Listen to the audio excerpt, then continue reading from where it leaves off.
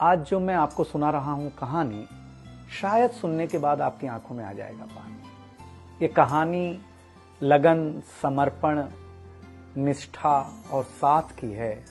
ये कहानी जितनी मेरी है उतनी ही आपकी है। इस कहानी का जो मुख्य किरदार है वो हमारे आपके जीवन का आधार है। वो आपके लिए ज्यादा, अपने लिए कम बनी है। हाँ जी, बिल्कुल सही समझ रहे हैं आप। वो हमारे आपकी पत्नी है। वो हमारी आपकी पत्नी है। कभी आपने सोचा कि वो आप एक के साथ रिश्ता जोड़ा था, लेकिन एक के साथ रिश्ता जोड़ने के लिए उसने घर, गली, आंगन, मोहल्ला, सखी, सहेली, माँ बाप, न जाने कितनों रिश्तों से अपना मुंह मोड़ा था। याद करिए, जब आपके साथ ब्याही थी और आपके घर आई थी तो बहू, भाभी, दुल्हन, न जाने कितने नामों के साथ बुलाई जाती थी। ये सुनकर के वो मन ही मन मुस्कुराए जाती थी। घर के सारे लोग उसी के भरोसे रहते थे। शायद इसीलिए अंग्रेजी में हम उसे हाउसवाइफ कहते थे।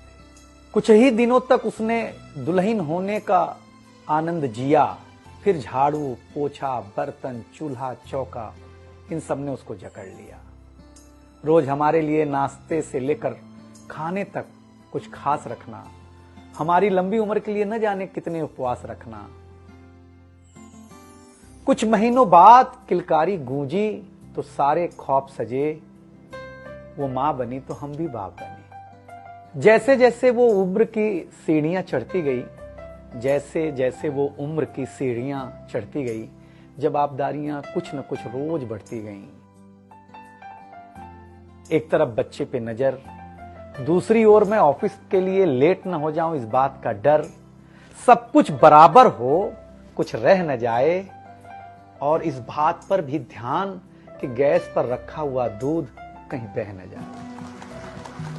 घर वालों की फरमाइशों का चूल्हा जो एक बार चलता, घर वालों की फरमाइशों का चूल्हा जो एक बार जलता, तो कब सुबह, कब शाम, कब रात हो गई उसे पता ही नहीं चलता।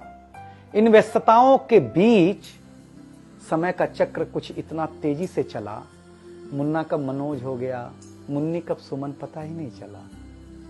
अब तक जो था प्यार, अब उसने अपना नाम बदल करके रख लिया था तकरार। बेटी को लेकर के कहना कि कुछ ज्यादा ही मन बढ़ा रखा है, तुम्हारे प्यार ने इसको सर पे चढ़ा रखा है। अब तो वो मुझे भी देने लगी थी ताना, अब तो वो मुझे भी देने लगी थी ताना, ऑफिस में ही रहा करो ना, 2-4 घंटे के लिए घर के आना। शादी के इतने दिनों बाद भी आज भी हमें सुनना पड़ता है कि न जाने कौन सा पाप किया था जो आपके साथ ब्याह किया था। और ये तो रोज की थी कहानी। इतना जोर से कहना कि घर के सारे सदस्य सुन लें कि एक दिन बीमार होती हूं ना, तो एक दिन बीमार होने पर किसी को कोई देता नहीं है 1 गिलास पानी, लेकिन जैसे ही उसे आपके तबीयत खराब होने का होता आभास, आकर के बैठ जाती थी आपके पास। याद तो होगा ना, वो मीठी बातों के साथ माथे पर विक्स लगाना और साथ में कान में यह भी कहना कि कल सुबह अगर अच्छा ना लगे तो फिर ऑफिस मत जाना। लेकिन एक दिन समय ऐसे मोड़ पर ले आता है जहां बदल जाता है जिंदगी का ताना बाना। थाली में रोटी रखते हुए उसका ये कहना कि बेटी जवान हो गई है, क्या अब लड़का भी मुझे ही ढूंढने होगा जाना। शादी तय हो जाने के बाद 1-1 रुपया जोड़ना, पैसे कम पड़ने पर खुद का कंगन तोड़ना, सब कुछ हो जाएगा मुझे ढाढ़स बढ़ाना, सब कुछ हो जाएगा मुझे ढाढ़स बढ़ाना। विवाह का गीत खुद रोते हुए गाना। याद तो होगा ना आप लोगों को ये गुजरा हुआ जमाना। कुछ समय बाद जब हम जवाबदारियों से मुक्त हो जाते हैं तो कुछ ज्यादा ही धर्मयुक्त हो जाते हैं। उम्र के अंतिम पड़ाव पर हम बीमारियों के बीच जीने लगे हैं। बिना शक्कर की चाय पीने लगे हैं। लेकिन सच ये है कि जब तक हमारी आपकी पत्नी साथ है, चाय मीठी हो न हो, लेकिन जिंदगी में पूरी मिठास है। जबकि पत्नी के बारे में बहुत कम लिखा गया है, हर जगह मां का ही गुणगान है।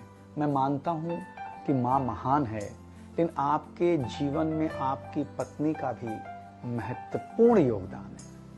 तो आपसे निवेदन इतना सा है कि आप अगर घर पर हों या घर पर जाएं तो अपनी पत्नी का हाथ हाथ में रख करके संतोषानंद जी का लिखा हुआ एक गीत गाएं कि तू धार है नदिया की, मैं तेरा किनारा हूं, तू मेरा सहारा है, मैं तेरा सहारा हूं।